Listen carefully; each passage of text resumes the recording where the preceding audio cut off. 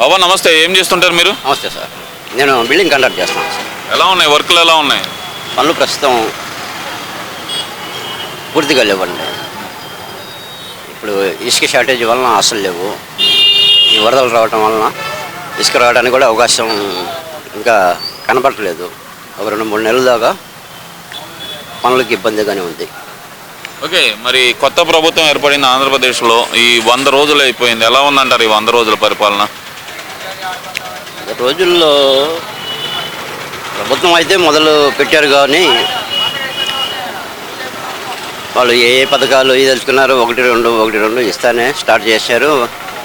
ఒక విధంగా చేసుకుంటానే వస్తున్నారు, ముందుకి నడుస్తున్నారు. ఈ మధ్యలో వరదలు వచ్చినాయి, వాళ్ళ ప్రభుత్వం పాలన వాళ్ళు చేసుకుంటూ పోతున్నారు. ప్రభుత్వం అయితే పూర్తిగా పనిచేస్తూనే ఉంది. ఇంకా ముందుకు వెళ్ళి ముందుకు నడుపుతారనే నమ్మకం మాకుంది. ప్రభుత్వం ఇచ్చిన హామీలన్నీ అగ్గొట్టింది. అసలు ప్రభుత్వం ఏం పనులు చేయట్లేదు, సంక్షేమ కార్యక్రమాలు ఏం అమలు చేయట్లేదు అనేది ప్రధానంగా జగన్మోహన్ రెడ్డి గారు కానీ వైసీపీ నాయకులు కానీ చేస్తున్న ఆరోపణ. మరి దానికి ఏం చెప్తారు మరి మీరు? హామీలైతే ఇవ్వటం జరిగింది.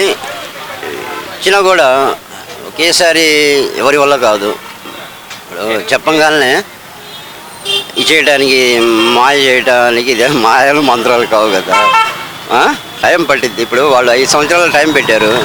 5 సంవత్సరాల్లో వాళ్ళకి ఎంతవరకు అనుకూలమైందో అంతవరకు చేశారు. వీళ్ళు 5 సంవత్సరాలు టైం పెట్టారు. ఇది 5 సంవత్సరాల లోపు ఎంత తొందరగా వీలైతే అంత తొందరగా పథకాలు అమలు చేస్తే మంచిది. వాస్తవానికి పథకాలని త్వరగా వదిలితేనే నమ్మకాలు కూడా ప్రజలకి వీలు పడితే ప్రజల సుఖక్షేమాలు కూడా బాగుంటాయని మా నమ్మకం.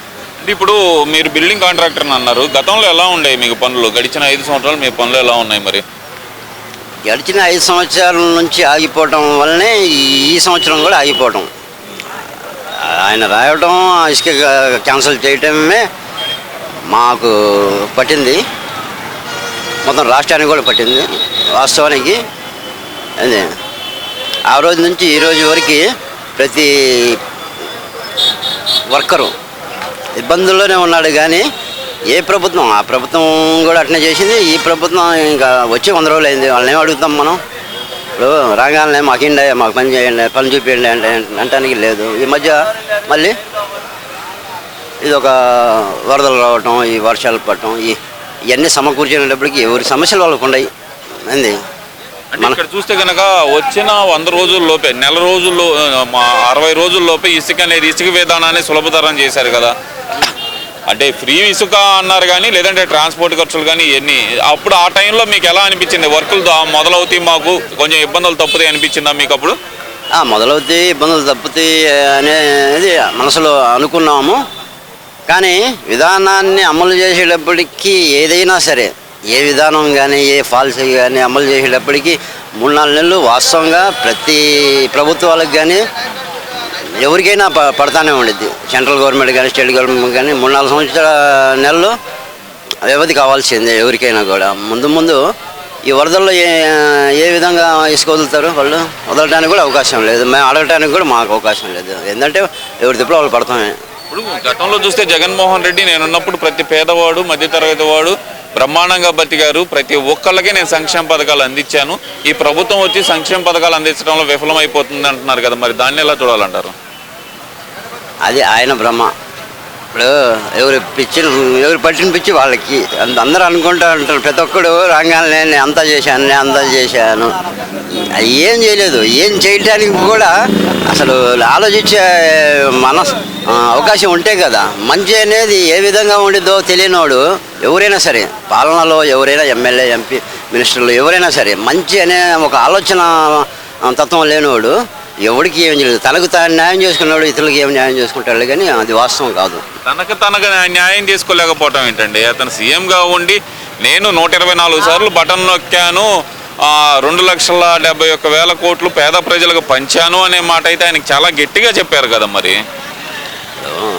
పేద ప్రజలకి 2 లక్షలు, 100 కోట్లు, 1,00,000 కోట్లు పంచడం కాదండి కావాల్సింది. పేదవాడికి పని కావాలి. ఇప్పుడు ఒకరోజు కనీసం ఆ రోజు 6 గంటలైనా పనిచేసే అవకాశం కావాలి. పని చేస్తే మనిషి ఆరోగ్యంగా ఉంటాడు, అన్ని విధాలుగా ఒక సంతోషం ఉండిద్ది. ఆ డబ్బుని ఏ విధంగా ఖర్చు పెట్టుకోవాలనేది ఒక మంచి మనస్తత్వం ఏర్పడింది. ప్రభుత్వాలు ఊరికి వెళ్ళడం ఇవన్నీ ఇస్తారు, కానీ ఇవన్నీ అసలు చాలా వరకు ఏంది ప్రజలకు మేలు చేసేయం కావు. ఏదో పథకం మేము గెలవాలంటే మనం 4 పథకాలు వేయాలి, మేము గెలవం 4. ప్రజలకు మేలు చేసే తత్వాలు వేరు, మేలు చేసే పనులు వేరు ఉంటాయి. అంటే ఇక్కడ ప్రధానంగా చూసుకుంటే కనుక మీరు బిల్డింగ్ కాంట్రాక్టర్ అన్నారు కాబట్టి సూటిగా ప్రశ్న అండి. 31 లక్షలు ఇల్లు ఇంటి స్థలాలు పంచాను, 21 లక్షలు ఇల్లు కట్టాను అన్నారు. మరి ఆ టైంలో కూడా మీకు పనులు దొరకలేదండి? మరి ఆ టైంలో అసలు 30 లక్షలు ఇల్లు ఏడున్నాయి?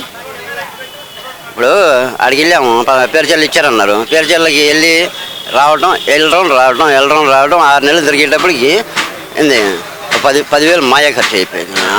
ఆ ఇల్లు స్థలం చూసుకునేటప్పుడు 10,000 అయిపోయింది. దానికి మొదలు పెడదాం అనుకునేటప్పటికి ఏంది తిరిగి సామాన్యుడు ఇల్లు స్థలం ఇచ్చినోడే నష్టపోయాడు. కానీ ఈ రోజుకి కూడా ఏంది తీసుకున్నాడే ఇచ్చినోడు దానికి వైనమే లేదు. ఈ వైనం ఉంటే కదా ఎవడికి న్యాయం జరిగింది. ఇప్పుడు 30 లక్షలు కాదు, ఒక్కడికి న్యాయం జరిగిందని చూడు. మనం ఒక్కడికి ఏదైనా ఇల్లు కట్టుకున్నాడు కూడా ఆయన ఇచ్చిన 1,80,000 ఒక 5 లక్షలు అప్పు తెచ్చుకున్నాడు, 5 లక్షలు వడ్డీ కట్టలే చచ్చుకుంటున్నాడు. ఏదన్నా అధికన్నా ఉంటే ఒక 5,000 3,000 ఉండి ఏదో తిప్పలు పడేవాడు.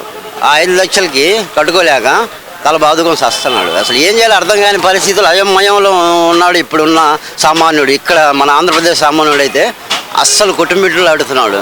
ఏం చెప్పుకోలేక, చెప్పుకున్నా కూడా మన మర్యాద పోయిద్దని ఊరక రోడ్డు మీద తిరుగుతున్నాడు అంతే. అంటే ఇక్కడ ప్రధానంగా చూసుకుంటే కనుక ఈ ప్రభుత్వం ఏర్పడిన తర్వాత పేదలను విస్మరించింది, రెడ్ బుక్ రాజ్యాంగం అమలు చేస్తుంది.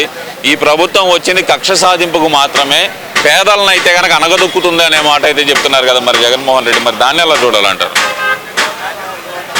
ఈ ప్రభుత్వం ఆ ప్రభుత్వం అనేది వాస్తవం కాదండి.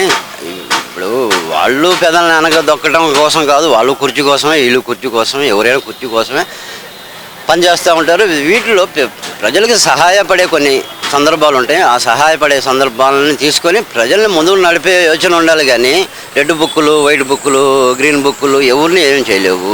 సరే, ఇక్కడ ఇంకో విషయం కనుక చూసుకుంటే కనుక అన్నా క్యాంటీన్స్ అనేది ఓపెన్ చేసింది ఈ ప్రభుత్వం వచ్చిన తర్వాత. వాటి వల్ల పేదవాళ్ళకి ఎలాంటి లబ్ధి చేకూరుతుంది అంటారు? అది మాత్రం కనీసం ఆకలినోడు ఒక ముద్ద అన్నం తినడానికి ఒక మంచి అవకాశం. అన్న క్యాంటీన్ అనేది నెంబర్ 1గా సక్సెస్, నో డౌట్. ఏదో ఆకలినప్పుడు ఒక 5 రూపాయలు ఇచ్చి తిని వెళ్ళిపోవడంలో పేదవాడికి ఒక సహకారం. పేదవాడికే కాదు, ప్రతి మనిషి అన్నవాడికి ప్రతి వాడికి సహకారం, అది సమంజసం. అన్నా క్యాంటీన్లో కూడా స్కామ్ జరిగింది, అందుకనే వాటిని ఆపానని చెప్పి మరి గతంలో జగన్మోహన్ రెడ్డి చెప్పారు. మరి కరోనా టైంలో కూడా నేను అంతమందికి సహాయం చేశానని చెప్పి జగన్మోహన్ రెడ్డి అన్నా క్యాంటీన్లు పెట్టుంటే కనుక చాలా మందికి ఇంకా ప్రాణాలు నిలబడాయనే మాట అయితే వినపడుతుంది కదా, అది వాస్తవమే అనుకోవచ్చు అంటారా? కరోనా టైంలో ప్రాణాలు అన్న క్యాంటీన్ వల్ల నిలబడతాయి లేనిది కాదు. కానీ కరోనా టైంలో ఎవరి ఇబ్బంది వాళ్ళే పడ్డారు, ఎవరి అవస్థలు వాళ్ళే పడ్డారు. ఎవరికి సహకరించుకోవడానికి కూడా అవకాశాలు లేకుండా అయిపోయినాయి.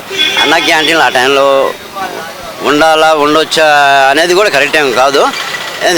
అన్నం అనేది ఏ టైంలో కూడా కాపాడాను అంటున్నారు. కరోనా నుంచి రాష్ట్రాన్ని నేనే కాపాడాను అంటున్నాడుగా మరి జగన్మోహన్ రెడ్డి. కరోనా నుంచి రాష్ట్రాన్ని కాదు కదా, వాస్తవానికి కరోనా వచ్చినోడి గురించి ఆలోచించిన ఒక మంత్రి లేడు, ఎమ్మెల్యే లేదు, ముఖ్యమంత్రి. అసలు ఇదంతా తప్పుడు ప్రచారం. దేవుడు ఏదో మానవుల మీద దయ చూపి దాన్ని తీసేశాడు.